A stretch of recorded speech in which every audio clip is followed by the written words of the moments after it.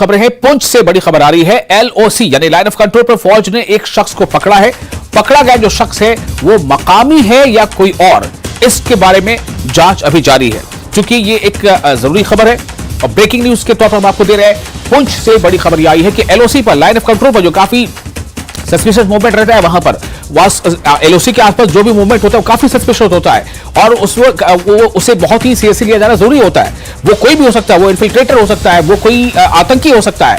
तो बहरहाल पुंछ से ये बड़ी खबर है। एलओसी पर, लाइन ऑफ कंट्रोल पर फौज ने एक शख्स को पकड़ा है।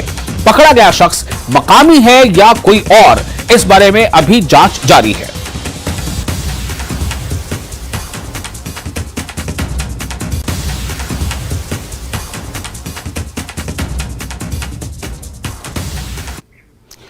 और एक और अहम खबर, पुंछ में महकमे कानकुनी और पुलिस ने मुश्तरका कार्रवाई करते हुए गैर कानूनी कानकुनी में मुलविस 9 गाड़ियों को जब्त कर लिया है। यह कार्रवाई deputy commissioner Poonch Yasin M Choudhary की हिदायत पर की गई है। इंचार्ज थाना झोलस के मुश्तरका कोऑर्डिनेशन से ऑपरेशन के दौरान सुरनकोट में 6 और झोलस में 3 गाड़ियां कब्जे में ली गई। डीएमओ माइनिंग जावेद इकबाल ने खबरदार किया है कि गैर कानूनी कानकुनी में मुलविस अफराद के खिलाफ सख्त कार्रवाई की जाएगी। महकमे कारकुनी गैर कानूनी सरगर्मियों को रोकने के लिए पुरअज़्म है और इसको रोकने के लिए जरूरी इक़दाम करता रहेगा।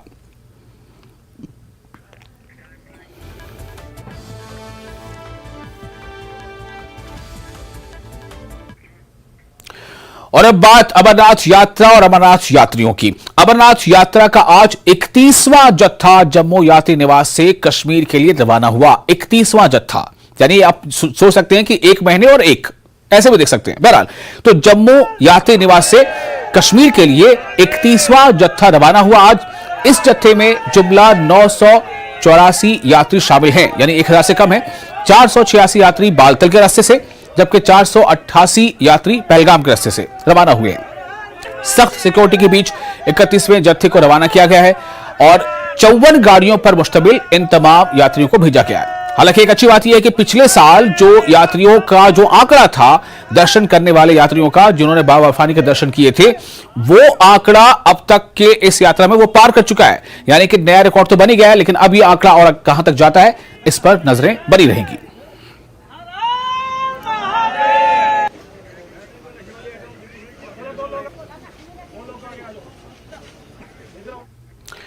और फिलहाल एक छोटा सा ब्रेक लेते हैं। ब्रेक के बाद खबरों का सिलसिला जारी रहेगा।